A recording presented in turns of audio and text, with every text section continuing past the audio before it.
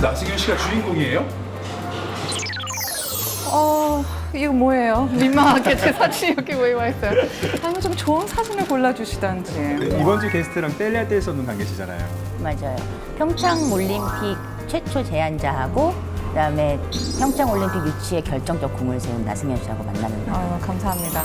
근데 사실 많은 분들이 좀 웃을 것 같아요. 숨은 공로자가 훨씬 더 많았죠. 그리고 염 의원님도 그 중에 한 분이신 것 같고요. 네, 알고 계셨어요? 그 염동열 의원님께서 평창 동계올림픽 최초 제안자셨다는 거.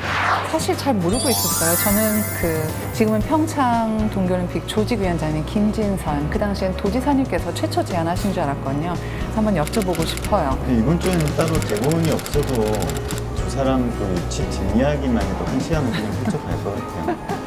승현 씨, 우리가 자리조사로 좀 알 수 없었던 거 핫컷에서 좀 대방출 좀 부탁드립니다. 동계올림픽을 유치한 게 벌써 2년이 지났으니까 조금 아웃데이트 된 것 같아요. 염 의원님을 모신 이유가 따로 있을 것 같은데요. 그러니까 이제 뭐 5년밖에 안 남았는데 평창에서 정말 실제로 준비는 잘 돼가고 있는 건지도 궁금하고 그다음에 최초 제안자시니까 좀 구체적으로 어떻게 진행되고 있는지 들어보면 재밌을 것 같아서. 염 의원님은 고향이 평창이시고 그다음에 국회의원 되기 전부터 그 고향에서 청년 활동을 엄청나게 많이 하셨다고 하더라고요. 그런데 우리나라가 처음에 동계올림픽 유치 도전한 게 2002년이잖아요. 그때는 국회의원 신분이 아니었을 텐데 어려운 점도 좀 있었을 것 같아요. 아무래도 그렇겠죠. 2002년 이후에 저희가 벌써 2번이나 고배를 마셨으니까 해외에서는 물론이지만 국내에서도 평창을 알리는 게 쉽진 않았을 것 같아요.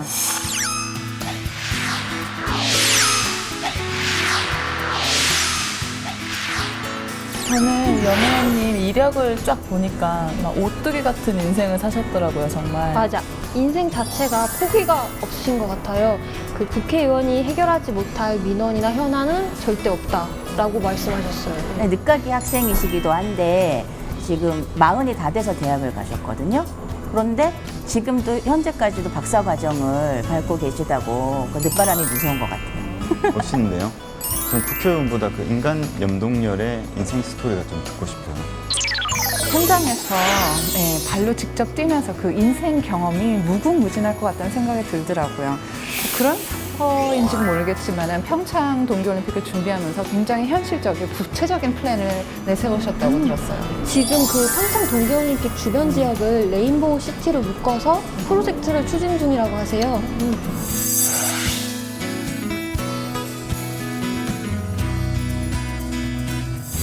평창이 고향이라서 그런지 애정도 굉장히 많으시고 그래서 아예 이번 기회에 평창을 좀 세계 인류 도시로 키우겠다 이런 야심도 있는 것 같아요. 어떻게 해요? 넌 뭐 잘 모르겠고 그걸 의원님한테 여쭤보면 될 것 같아요. 그러니까 사실 저희 유치 활동하면서 3번째인데도 불구하고 아직도 평창을 평양으로 아직도 착각하시는 분들이 있더라고요. 이번 기회에 좀 확실하게 각인시켰으면 좋겠다는 생각이 들었고 저도 이거 뉴스에서 올림픽 배후 도시 얘기 들은 것 같아요. 한번 여쭤볼게요. 여기서 한번 키워드를 정리해볼까요? 제일 먼저 저는 평창 동계올림픽 최초 제안자라는 키워드로 얘기하고 싶어요. 이번엔 키워드가 좀 기네요. 또 뭐가 있을까요? 저는 오뚜기 인생이요. 염 의원님의 인생에 대해서 좀 들어보고 싶어요. 짧아서 좋네요. 그리고요. 레인보우 시티요. 레인보우 시티.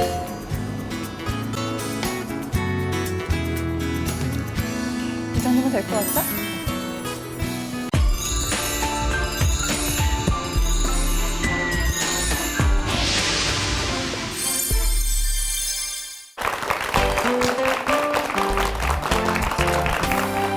After 3 straight bids, the city of Pyeongchang in Gangwon Province was successful in winning the right to host the Winter Games in 2018.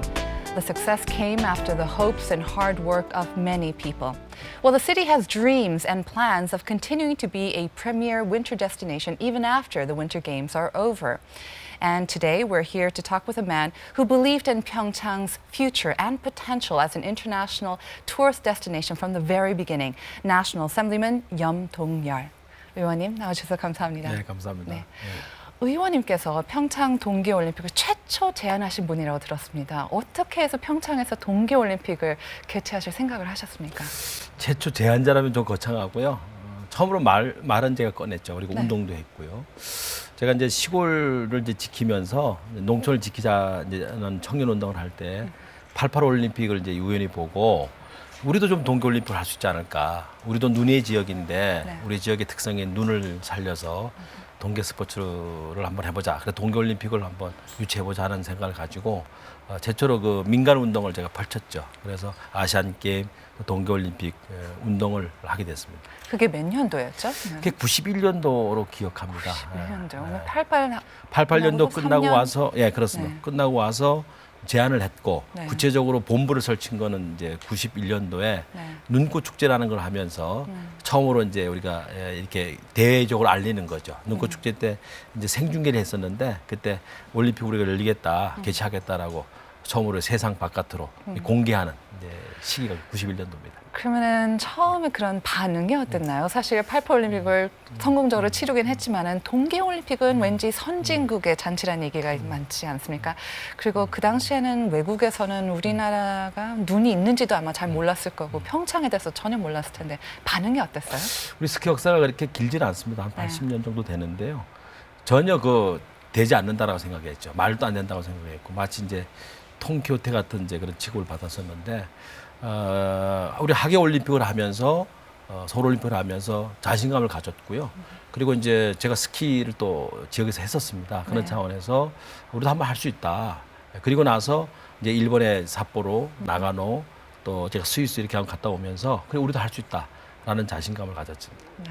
그럼 처음에는 반응이 이렇게 좀 시큰둥하고 안 된다라고 생각했을 텐데 그럼 언제부터 조금 관심과 또 지원을 받기 시작해서 저희가 처음에는 2010년 동계올림픽에 처음으로 이제 해보지 않았습니까? 언제부터 그러면 좀 90 실현성이 되나요? 95년도에 이제 북한 삼지연에서 아시안 게임을 유치하려다가 이제 이것이 이제 취소가 됐어요. 네. 그러면서 이제 어느 나라에서 개최할 수 없는 상황이 되다 보니까 제가 그때 그것을 접하고 나서 바로 아시안 게임 유치 운동을 벌였죠.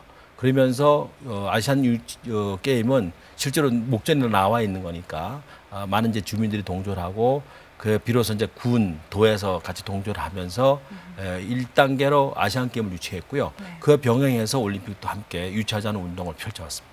네, 아마 많은 분들이 이제 특히 지금은 이제 평창 조직위원장님 김진선 지사님께서 먼저 시작하신 걸로 좀 알고 계실 것 같아요. IOC 위원들도 그렇고. 그러면 같이 이런 꿈을 가지게 되신 건가요? 어떻게? 김진선 지사님은 이것을 네. 구체화시키고 네. 비로소 이제 강원도가 네. 이게 이제 전념할 수 있는 계기를 만드신 분입니다. 99년대 아시안 게임 열리면서 우리 김진선 위원장님께서 그 당시에 지사님을 하셨죠. 네. 그때 만약에 강원도에서 그러한 꿈을 구체화시키지 않았다고 한다면 현실적으로 올림픽을 유치하기 어려웠을 텐데 네. 저는 순수하게 민간 차원에서 훨씬 더 이제 10여 년 전입니다만 민간 차원에서 우리도 유치해보자고 하는 꿈 그야말로 네. 생각 구상을 가지고 움직인 것이고요. 구체적으로 우리 강원도가 이제 김선 위원장님이 하시면서 대외적으로 우리 올림픽을 하겠다 하는 것을 이제 공식적으로 말씀을 하셨죠. 네.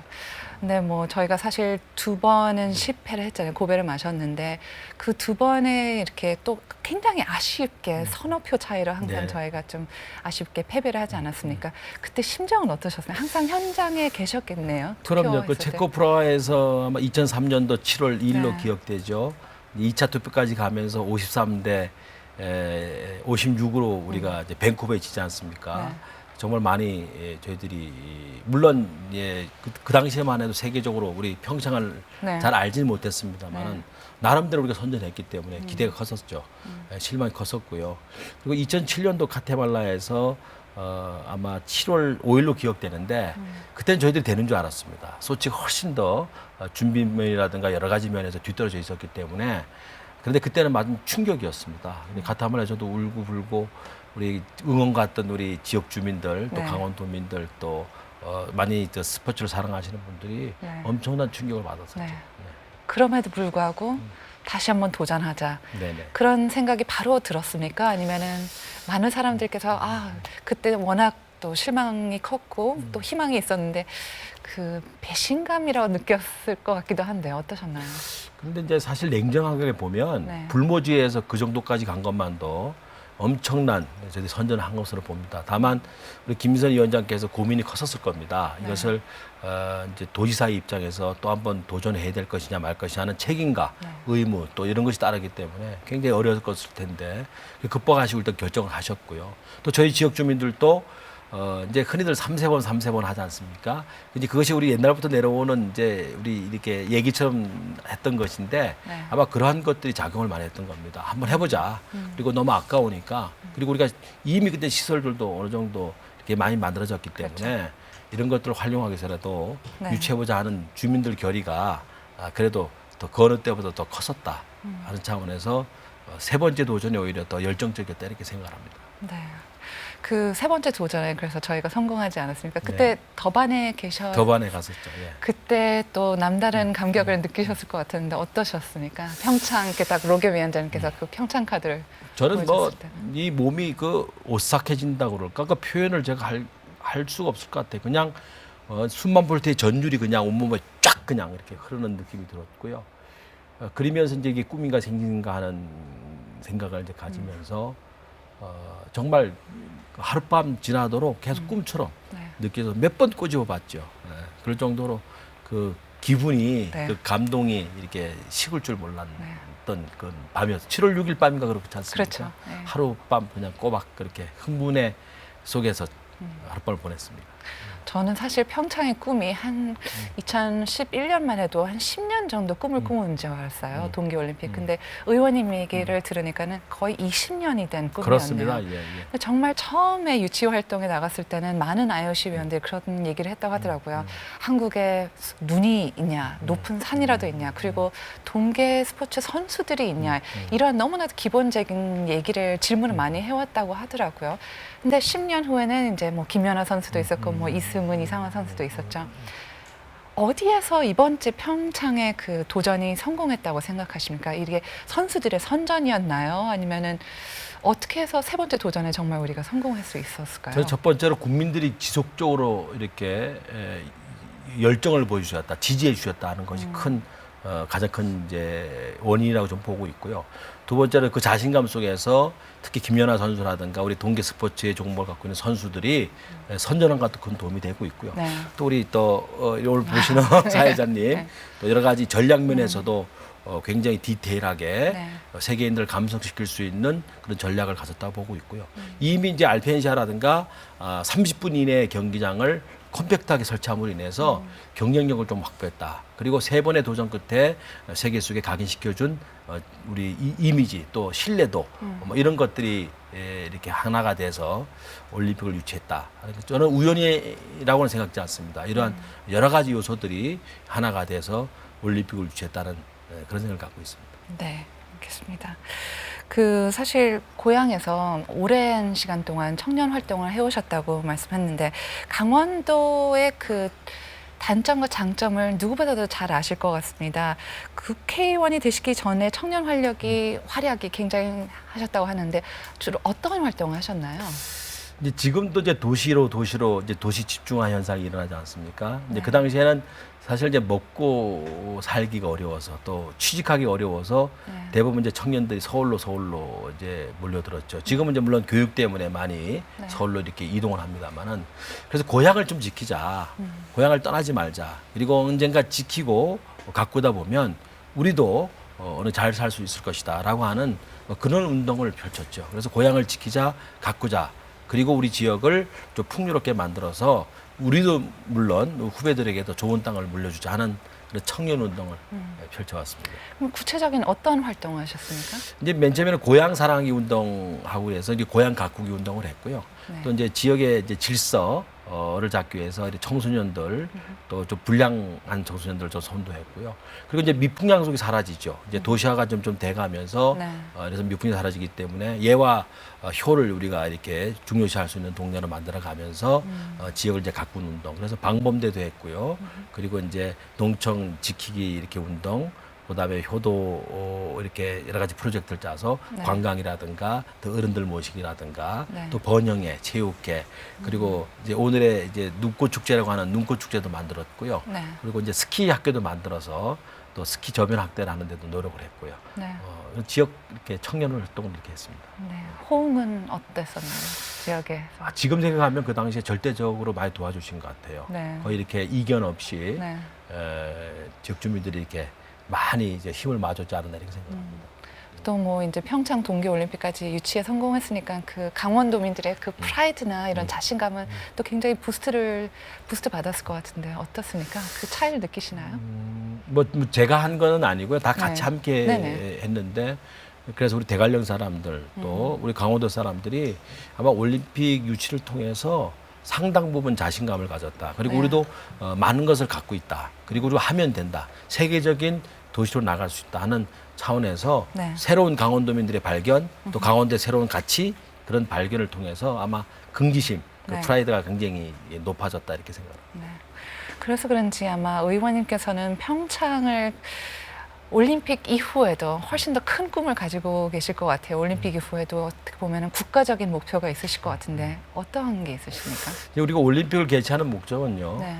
이게 국가의 이제 신뢰도, 인지도가 넓혀짐으로 인해서 그 나라의 이제 경쟁력을 높여나가는 거고 네. 또 거기에 기술력을 보여줌으로 인해서 세계 속에 이제 국가의 이익을 위해서 하는 것이 올림픽인데 올림픽을 개최하는 도시도 세계 속에 내놔야 한다. 밴쿠버, 삿포로, 나가노 뭐 이런 도시들이 올림픽을 통해서 그래서 세계적으로 알려졌듯이 네. 평창도 단순히 알려지는 것뿐만 아니라 여기에 상당 부분 인프라를 갖춰서 문화, 관광, 여러 가지 음식, 축제 등 적어도 외국인들이 와서 즐기고 볼 수 있는 이런 관광 인프라를 구축함으로 인해서 세계 속에 이렇게 경쟁력 있는 도시로 내놔야 한다.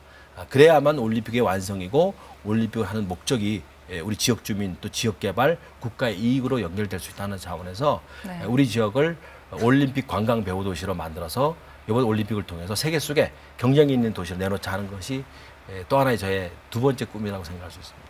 네.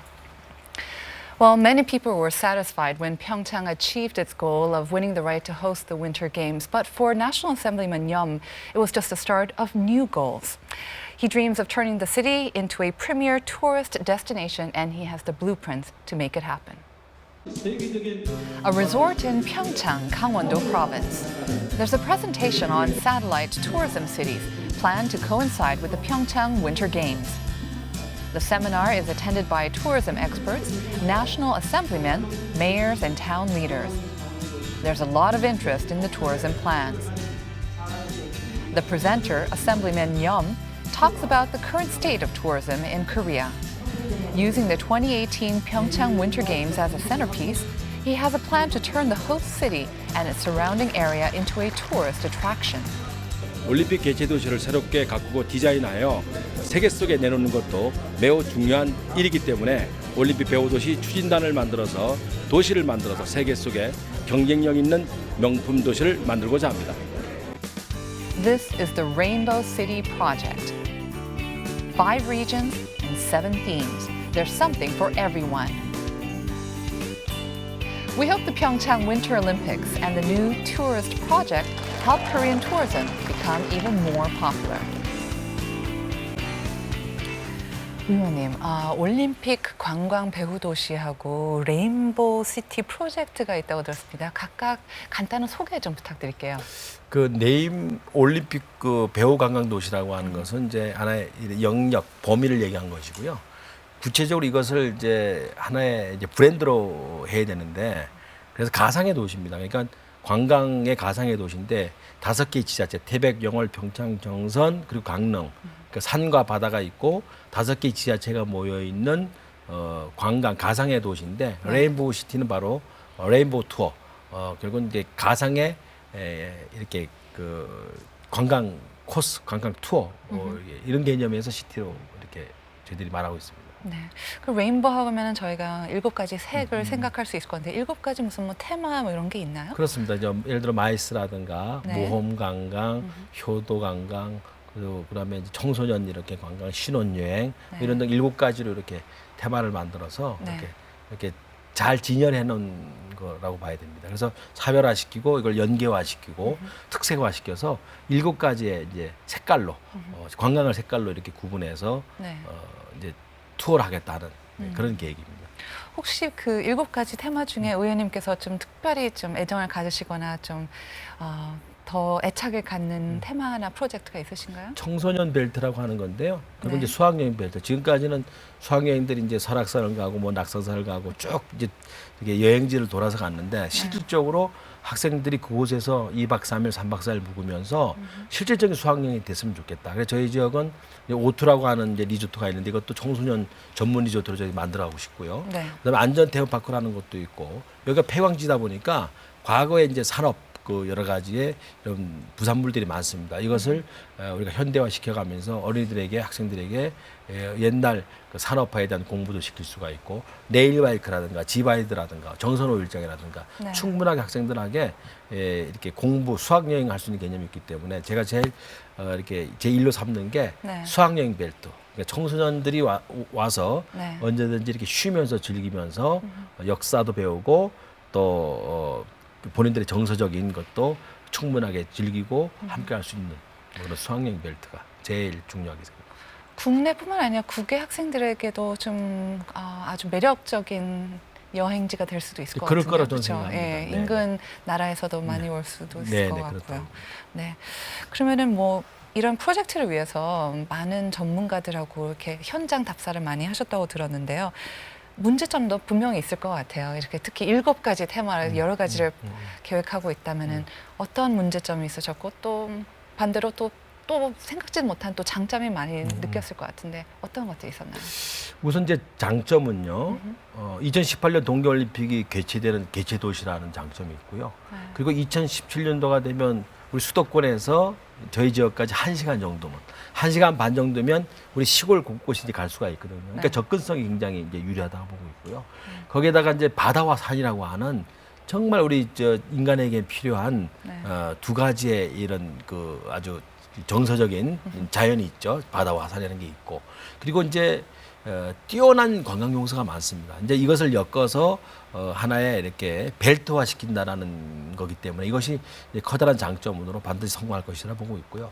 조금 이제 문제점이라 생각한다면은 지자체가 각기 다른 지자체가 모여서 하나의 브랜드를 만들고 네. 하나의 마케팅을 해야 되는 데 있어서의 조절, 조화 뭐 이런 것들이 좀 여러 가지 이제 문제점이 좀 대두가 되고요. 결국 이제 접근성입니다.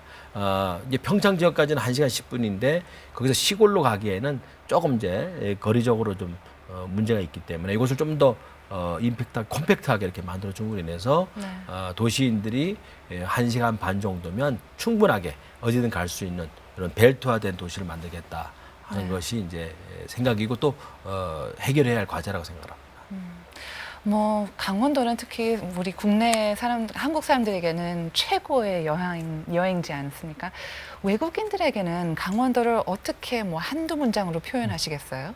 이렇게 똑같이 한국 사람이와 마찬가지로 뭐 산, 바다라고 말씀하시겠어요? 아니면 어떤 식으로 이렇게 특색, 강원도에서만 찾을 수 있는 걸 어떻게 표현하시겠습니까? 감자? 이제 그 의미가 깊죠. 그냥 네. 온유하고 풍요롭고 네.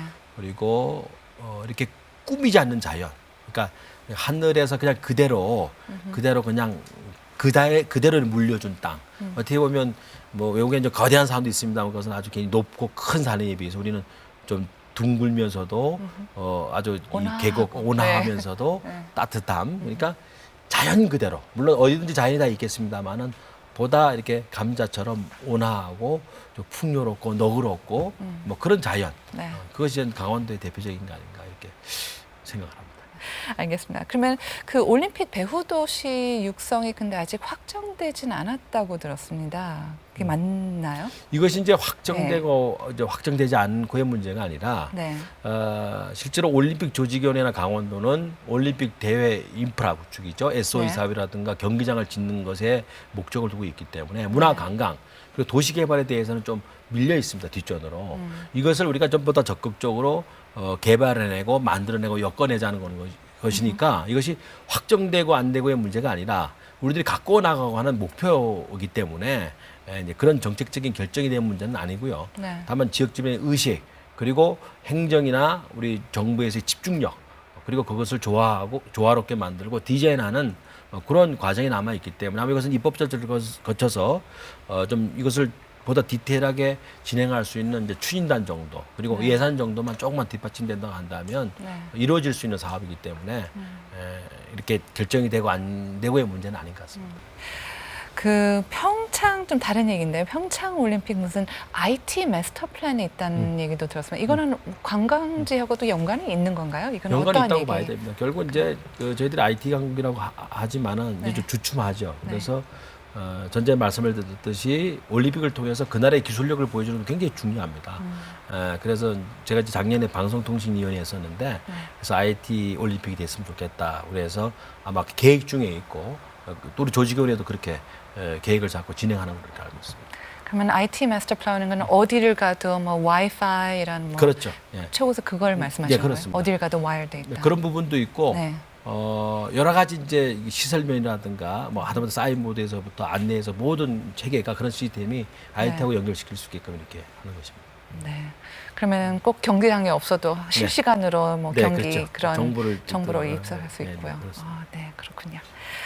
뭐 평창 올림픽이 지금 뭐 채 5년이 남지 않은데 정말 준비할 것도 많고 너무 바쁘실 것 같은데 그것뿐만 아니시잖아요. 뭐 의정 활동도 굉장히 많이 하시는 걸로 알고 있는데 어떻게 시간을 이렇게 쪼개서 활용하십니까?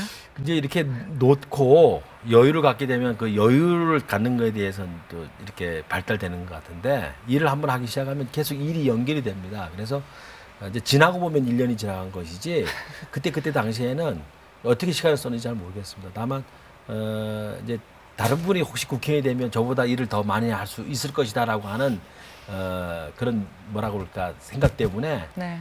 저는 가능한 한 제 시간들을 우리 지역의 일이나 또 국가의 일이나 또 올림픽 관련 일이나 나름대로 좀 마음껏 그 시간을 이렇게 할애해서 쓰려고 합니다.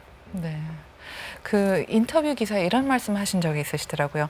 해결될 수 없는 문제나 민원은 없다. 아직 해결되지 않은 문제가 쌓여 있을 뿐이라고 말씀하셨는데 그러면은 문제 해결 방식이 어떻게 되십니까, 의원님만의? 그러니까 어떤 문제를 접했었을 때 어떤 틀 속에서 이렇게 보게 되면 해결 방법이 안 나올 수가 있습니다. 이걸 뒤집어 보고 또 옆으로도 누워도 보고 그리고 전혀 엉뚱한 발상도 해보고 그리고 이제 창의적인 생각이죠. 네. 그리고 실질적으로 그대로 내버려 두는 것보다는 지속적으로 이것을 가지고 두드려 보고 또 이렇게 풀어보려고 하면 쉽게 풀리는 경우도 있고요. 그래서 제가 이제 몇 번 그런 일을 겪으면서 그래 이 세상에 안 되는 일이 없구나. 노력하면 노력한 만큼 갈 것이고 또 누가 도와주든 또 우연의 일치가 됐든 그것이 풀려나가는구나. 내버려 두면 그대로이지만 잠깐만 건드리고 그것을 해결하려고 한다면 해결되는구나. 그래서 그런 말씀을 드렸 것으로 기억합니다. 그럼 보통 의원님께서 이렇게 문제 있을 때 혼자서 이렇게 막 고민하고 여러 개 각도에서 보십니까? 아니면 주변에 도움을 많이 청하게 되십니까? 어떤 아마 스타일이세요? 이제 기본적인 생각은 어느 정도 의견을 좀 나누죠. 한두 사람하고 나누고 결국은 그 속에 깊이 빠지면 네. 거기에 대한 아이디어가 나온다고 생각합니다. 그러니까 그것을 들여다보는 것이 짧은 시간이라든가 얇게 이렇게 들여다보면 깊이를 알 수 없습니다만은 깊게 들어가고 오랫동안 뒤집어보고 여러 가지로 다양한 측면에서 보게 되면 아이디어도 나오고 또 거기에 대한 해결 방법도 되는 거고 또 그런 에너지가 또 이렇게 생기는 것 같습니다. 그래서 저는 이제 기초적인 거는 이제 좀 의논하고요. 그렇지 않으면 제가 혼자 이렇게 차를 타고 가거나 잠들기 전이라거나 일찍 일어나거나 네. 또 뭐 이렇게 운동을 할 때나 네. 생각하는 편입니다. 네. 그런 분들이 많다고 하시더라고요. 이렇게 뭐 산책을 하시거나 혼자 계실 때 그러면 항상 이렇게 수첩에다 바로 적고 그러시나요, 의원님께서? 그러니까 뭐 저는 수첩에도 적기도 하고요. 자다가 이제 일하면은 이렇게 벽에도 적기도 하고. 아, 또 부인께서 별로 안 좋아하시고. 막 운동하다 기억이 나면 네. 또 얼른 끝나고 와서 이렇게 유리 같은 데도 좀 써놓기도 하고. 네. 그래서 항상 이제 그 생각을 하게 되면 언제 어느 곳에 떠올지 모르기 때문에 항상 메모하는 편입니다. No civil complaint or pending issue is too trivial for National Assemblyman Yum. Let's see him at work on his congressional duties.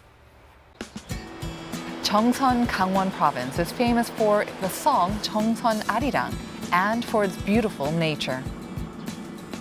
Assemblyman Yum Dong-yeol is committed to progress in the Gangwon-do, Taebaek, Yeongwol, Pyeongchang and Cheongsan region.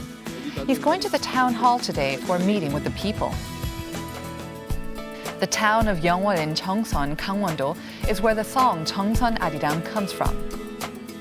Tourists also love it for the scenic and fun converted railroad tracks. Assemblyman Yeom is here to share ideas with the residents. It's a place for open, honest discussions about regional development. 맨 처음에는 좀 이렇게 낯설게 이렇게 만나시다가도 이제 좀 진행이 되면 아주 허심탄회하게 털어놓죠. 그래서 오늘 그 회의 결과는 아주 우리 지역 주민들이 마음속에 있는 거 다 털어놓으시고 저도 듣고 또 제가 또 하고 싶었던 얘기 하고 이래서 아주 대성공이라고 생각합니다. We wish Gangwon Province much success, and to Pyeongchang, good luck on the Winter Games. 여기 염 의원님의 공약 이행 현황표를 가져왔는데요.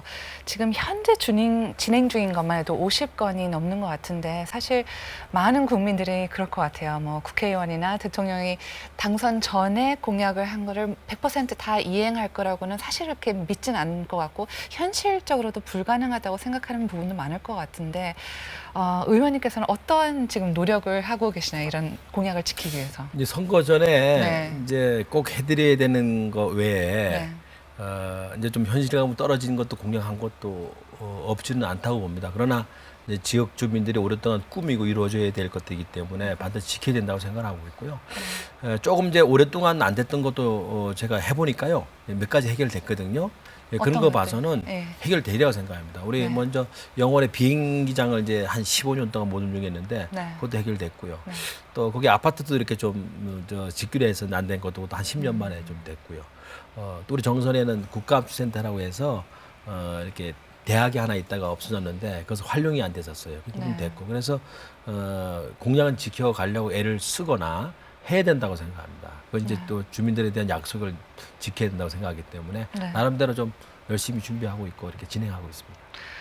의원님 하시면 굉장히 열심히 준비하시고 이런 게 사실 그 국감 베스트 팀에도 선정된 거에도 이렇게 어느 정도 증명이 되는 것 같은데 어떻게 해서 국감 베스트로 이렇게 선정이 되셨나요? 저도 기준이 있나요? 베스트가 어떻게 되는지 모르겠어요. 기준을 알면 그 기준에 맞춰서 올해 또 탈 수 있을 것 같은데 네. 다만 이제 열심히 했던 것 같습니다. 그러니까 지역도 열심히 갔지만 각종 회의에 이렇게 빠지지 않고 또 참석하더라도 이렇게 끝까지 이렇게 앉아 있고 또 나름대로 공부해 가서 그 주제에 대해서 나름대로 이렇게 잘 대처도 좀 해나갔다고 보고 있고 결국은 열심히 한 게 아닌가.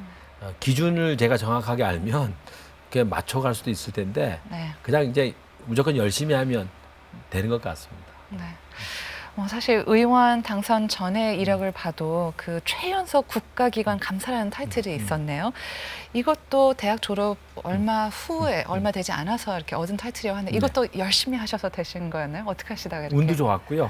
또 열심히 됐고 네. 그 가까운 곳에 있었으니까 아마 이제 시켰을 텐데 네. 나름대로 이제 그때 청년 운동을 하고 네. 난 뒤니까 아마 이제 여러 가지 이제 이렇게 임명하는 입장에서 봤었을 때 청년 운동 그리고 거기에 대한 여러 가지 이제 능력이라고 할까 배경들을 보았지 않나 하는 차원에서 좀 일찍 한 편입니다. 운은 뭐 준비된 자, 능력 있는 자에게 온다고 얘기가 있던데 그래도 최연소였기 때문에 상당히 부담도 많이 느끼셨을 것 같은데 처음부터 어떠셨나요? 최연소라고 해도 이제 처음 가는 길 아니겠습니까? 그러니까 나이 어린 사람으로서의 여러 가지 처세술 그리고 업무를 볼 수 있는 이제 능력도 이런 것들을 보다 좀 더 연구하고 나름대로 준비를 철저히 하면 네. 극복할 수도 있다. 장점일 수도 있지만 단점이지만 극복해 나갈 수 있다 하는 것이 그때 아마 그런 생각을 했던 것 같습니다. 실수한 적도 있으셨나요? 실수 그렇게 크게 한 것 같지는 않고요. 네. 매사에 이제 조심스럽게 두들겨가고 네. 했기 때문에 아마 큰 실수는 안 했던 것 같습니다. 여기서 시청자분들께서 좀 오해할 수 있는 부분이 있을 것 같아요. 근데 보통 대학 졸업 후면은 저희가 뭐 20대 아주 어린 나이라고 생각하는데 의원님께서는 조금 나중에 대학을 졸업하셨다고 들었습니다. 40대 정도 되셨다고 들었는데 어떻게 하시다가 이렇게 조금 늦게 졸업하시게 되셨는지. 제가 79년도에 고등학교를 졸업했는데요. 네. 첫 번째는 공부를 잘 못했고요. 두 번째는 이제 누구나 하는 얘기겠지만 가정의 표현이 좀 어려웠습니다. 그래서 학교를 이렇게 가지 못하지만 이렇게 사회에 직접적으로 필드에 나가서 현장에 가서 부딪혀야 되겠다. 그리고 학문이라고 하는 것이 사회 각 분야의 여러 가지 일들을 가장 효율적으로 이론적으로 만드는 게 학문이니까 실제로 현장에 가서 배워야 되겠다 생각을 해서 제가 이제 79년도에 바로 서울로 상경해서 그릇 닦기도 하고 또 흔히 이제 우리 일본 말입니다만 이제 마기를 갖다 노가다라 하거든요. 이제 하나 이제 명사가 됐습니다만 그런 마길도 하고 또 이렇게 뽀이도 해보고 또 뭐 이렇게 철도 이렇게 하루 일일 이렇게 인력소 있지 않습니까? 하루 이렇게 그것도 해보고 그래서 한 2년 동안 그런 활동을 통해서 이제 학교에서 배우지 못한 현장에서 공부를 했고요. 그러다 보니까 이제 지역 청년 운동 여러 가지 하다 보니까 이것을 이제 보다 이제 이론적으로 학문적으로 좀 완결시키고 싶다. 그리고 현장하고의 한번 이런 괴리도 한번 이렇게 한번 줄여나가고 싶다는 차원에서 늦게 학교 들어갔죠. 그래서 아마 제가 47에 이제 박사를 마치게 됐습니다. 네. 뭐 사실 아까 말씀하신 굉장히 열심히 모든 것을 아주 열심히 하시는 것 같아서 공부도 그렇게 열심히 하시면 아주 수월하게 하셨을 것 같은데 처음에는 고등학교 때는 좀 어려우셨다고 말씀. 공부 잘 못했어요. 저 잘 못했고 잘한 건 아니지만 학생들한테 그렇게 전해주고 싶습니다. 그러니까 공부도 중요하지만 아마 저는 바탕을 아마 저도 모르게 이렇게 갖춰줬다고 생각해요. 그때 그것이 일기였었던 것 같아요. 학교 다닐 때도 일기를 써서 일기를 통해서 저를 이제 바로 잡을 수 있었고 또 세상을 보는 이제 긍정의 힘도 가졌고 또 저는 가정의 문화가 사실 그렇게 남들보다 이렇게 썩 좋지는 못했어요. 어떻게 보면 저 혼자 컸었는데 이제 어머님이 이제 어렵게 이렇게 사시고 그러면서 이제 일기를 통해서 자신을 이제 만들어갔다 보면 인성 그러니까 세상을 보는 눈과 보는 에너지가 결국은 사람의 어떤 그 능력을 이렇게 좌우할 수 있는 것이지 꼭 공부만 아니다 이렇게 나름대로 반론을 좀 하고 싶네요. 어쨌든 읽기면 어떻게 보면 자신의 공부일 될 수도 있을 것 같아요. 네네. 나중에 또 다시. 그래서 사실 지금 일기를 가져오시기 조금 읽어주실 수 있으실까요? 그럴까요? 네. 21살 때 이제 33년 전에 쓴 것 같네요. 이제 21 2월 2일 날 쓴 건데요. 난 사랑한다. 내가 살고 있는 이곳을 내 부모가 계시고 내 형제가 살고 선배들과 후배들이 있고 친구가 있는 곳. 난 이곳을 사랑한다. 내 잔뼈가 굵고 내 피가 배어 있는 곳. 난 내 이곳을 지키고 싶다. 내 이곳을 간직하고 싶다. 평온하고 질서 있는 곳. 서로 돕고 따뜻한 곳. 누구에게나 선보일 수 있고 어떤 이에게나 나타낼 수 있는 나의 이곳으로 꼭꼭 지키고 싶다. 고향에 대한 이제 얘기 쓴 것 같습니다. 이게 서울에 계셨을 때 쓰신 건가요? 네네. 예. 고향을 그리우면서 들으면서 이렇게 서울 같다는 얘기를 안 들었나요? 근데 보니까는 필체가 너무 이쁘세요. 그리고 이쪽하고 굉장히 다르기도 하시네요. 이렇게 다르게 써봤습니다. 한번 시험해 보신 거.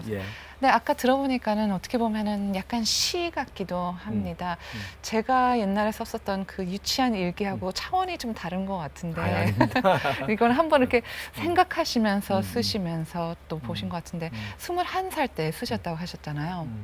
그 21살 때 서울에 계시면서 고향에 대한 그림도 있었을 것 같고 또 여러 가지 일을 하시면서 힘들었을 것 같은데 20년, 30년 후에 이런 데에 있을 거라고 꿈을 가지셨나요?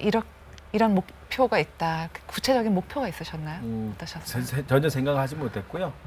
저는 다만 이제 꿈을 멀리 갖지 않지만 이제 오늘 당장 그리고 내일에 충실하게 하겠다는 꿈을 갖고 있습니다. 그래서 주어진 어떤 일이든 주어진 일에서 최고의 퀄리티를 만들어내고 최고로 해야 되겠다고 하는 그런 꿈을 갖고 있습니다만은 국회의원의 목표는 갖고 있지 못했습니다. 그러면 지금 33년이 지난 후에 다시 일기를 가끔씩 이렇게 좀 들춰보십니까? 어떠한 마음을 가지세요? 이걸 보실 이제 때마다? 두 가지입니다. 하나는 이제 좀 유치한 생각도 들고요. 하나는 제가 21살 나이에 또 20살 나이에 그런 생각을 했었을까. 고향에 대한 생각, 또 세상을 향한 또 저의 그런 젊은 날의 얘기들이 과연 그때 그런 생각이었다구나 하는 생각을 갖게 되고요. 또 때로는 저 자신에게도 놀라기도 하고 때로는 좀 부끄럽기도 하고 그렇습니다. 혹시 지금도 일기를 쓰시나요? 지금도 이제 가끔 쓰고 이렇게 모아서 이렇게 느낀 것들 이렇게 쓰고 합니다. 네. 그 79년에 이제 서울에 오셨다고 말씀하셨고, 그러면 대학에 진학할 때는 몇 년도에 진학하셨나요? 97년도입니다. 97년. 그러면 거의 18년 정도를 그렇습니다. 인생 공부를 네, 하신 네. 것 같은데, 네. 18년이면은 어떻게 보면은 그 우리가 보통 이제 소위 말하는 초등학교에서 고등학교 그 과정을 그 18년이 다 될 텐데 더 많은 시간이 되겠죠. 네. 그때 배웠던 가장 중요한 레슨 중에 하나 아니면 세 가지 정도가 있을까요? 어떠한 레슨이 있으셨나요? 소중한 자산, 교훈. 그때 저는 이제 아까 말씀드렸듯이 이 사회에 나갈 때 네. 새로운 학문은 이제 현장에 있다는 네. 생각이기 때문에 모든 것을 이제 이렇게 깊이 들여다보는 이제 그런 버릇이라고 할까 관점이 생겼고요. 그러다 보니까 이제 창의해내자, 모든 것을 그대로 내버려두지 않고 새롭게 좀 바꿔보는 그런 창의력이 좀 갖췄다고 생각하고 있고, 그리고 과정을 중요하게 생각했습니다. 최선하는 거, 결과보다는 네. 최선하는 것이 중요하다 이렇게 생각을 했기 때문에 뭐 그런 관점에서 소중한 걸 얻었다고 생각을 하고 있고요. 그리고 실제적으로 필드에서의 생활 속에서 인내를 배웠다고 생각합니다. 인내하고 남을 이해하게 되고 또 배려하게 되고, 그런 거에서 나만을 이렇게 찾는 공간보다는 함께하는 공간 속에서 뭔가 자아를 발견했지, 네. 갇혀있는 생각, 나 혼자만의 생각, 내 이익만을 추구했다고 생각한다면 아마 국회의원도 되지 못했을 것 같습니다. 그래서 아마 그 18년 동안에 그런 인내도 배웠고 네. 또 이렇게 창의력도 좀 배웠고 또 새로운 관점에서 세상을 이렇게 보는 그런 긍정적인 힘도 갖게 되었다 이렇게 생각합니다. 그럼 이렇게 많은 것을 얻으셨는데 어느 순간에 다시 공부해야 되겠다, 대학에 들어가겠다는 결심을 하시게 됐나요? 이제 구체적으로 지역의 일도 하면서요. 보다 이제 더 큰 일을 이렇게 하기 위해서는 여러 가지 이제 이런 그 학술적으로도 좀 받쳐줘야 되고 또 그것을 이렇게 남한테 알릴 때에는 논리적으로 이렇게 맞아야도 되고 그래서 이제 공부를 해야 되겠다 이렇게 생각을 했었죠. 결심을 하셔서도 사실 굉장히 어려웠을 것 같아요. 네, 쉽지는 오랜만에 또 않았습니다. 네. 그러면은 어디서 이렇게 힘을 얻으셨나요? 주위에 뭐 가족분들 아니면은 제가 43세 결혼을 해서 네. 이제 그 처음 대학 갔을 때는 이제 혼자였을 때 갔고요.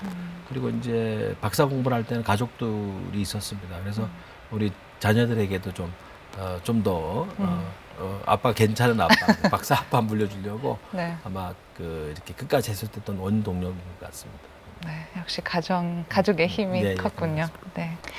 지금 자녀분들 얘기가 나와서 그렇지만은 항상 이제 가훈이라고 하나요? 자녀들한테 뭐 어떻게 보면 인생의 가치, 무엇은 항상 지켜라 이런 게 있으신가요? 항상 가르치고 항상 그 강조하시는 게 있나요? 저희들 그 가훈이 네. 뽀뽀 가족이에요. 뽀뽀 가족이요? 네. 이제 의미는 이제 많이 담고 있습니다. 단순하게 이제 우리 뽀뽀의 이런 모습도 있지만 이제 사랑 담았고요, 화합 담았고요. 제가 전전에 말씀을 드렸습니다만은 가정의 문화를 사실은 못 느끼고 컸어요. 우리 식구들이 이렇게 어머니 아버님하고 식구들하고 이렇게 한 끼 식사를 할 수 있는 기회를 못 느끼고 자랐기 때문에 네. 이 가정의 문화를 만들었다고 생각해서 뽀뽀 가족으로 정했는데 그게 사랑도 있고 화합도 있고 네. 저 대화도 있고 네.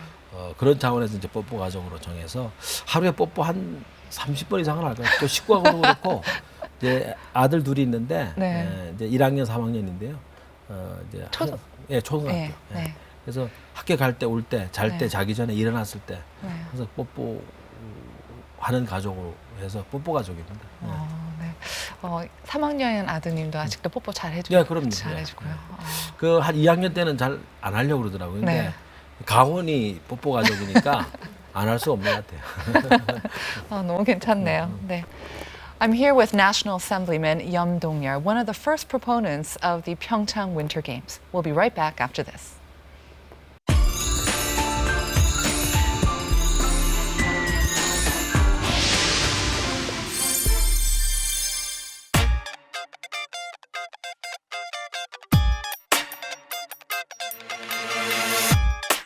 그 5개가 이제 오륜기하고 맞게끔 이제 5개 도시를 통합해가지고 이제 관광 도시를 만들자는 거고. 네. 레인보우라는 것은 7개 테마. 예쁜 이름 짓다 보니까 네. 의원님께서 책을 쓰셨더군요. 청년이 강한 나라, 조용한 혁명을 꿈꾸는 사람이라는 책이 있는데 그 의원님께서 생각하시는 조용한 혁명이란 무엇인가요?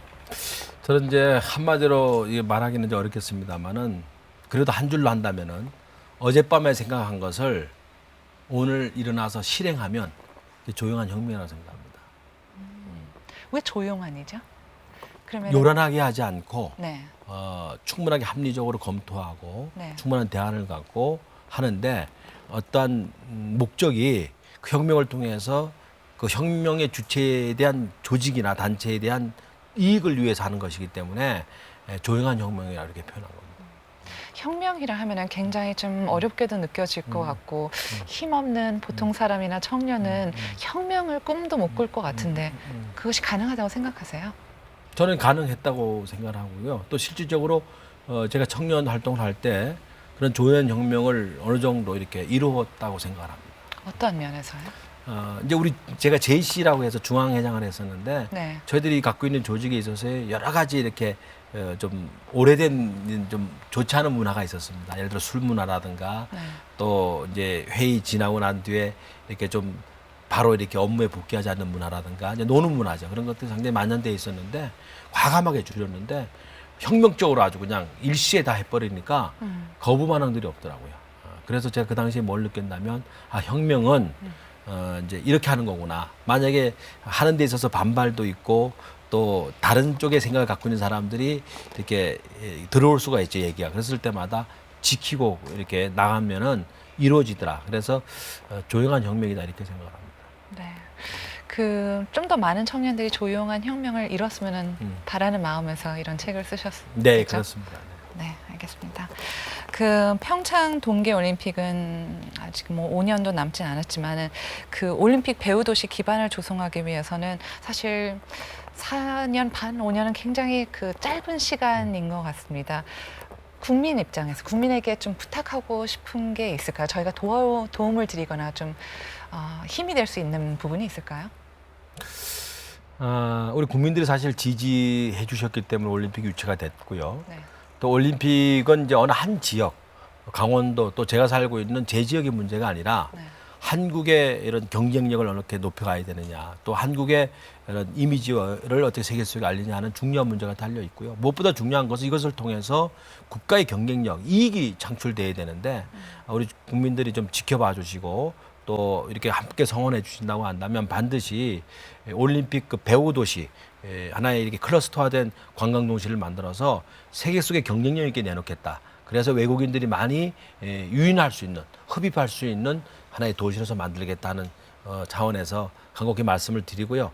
우리 국민 여러분께서도 적극적으로 지지해 주셔서 우리나라에도 이렇게 세계적인 경쟁력이 있는 관광 도시가 만들어질 수 있도록 하는데 힘과 역할, 응원 보내주셨으면 고맙겠습니다.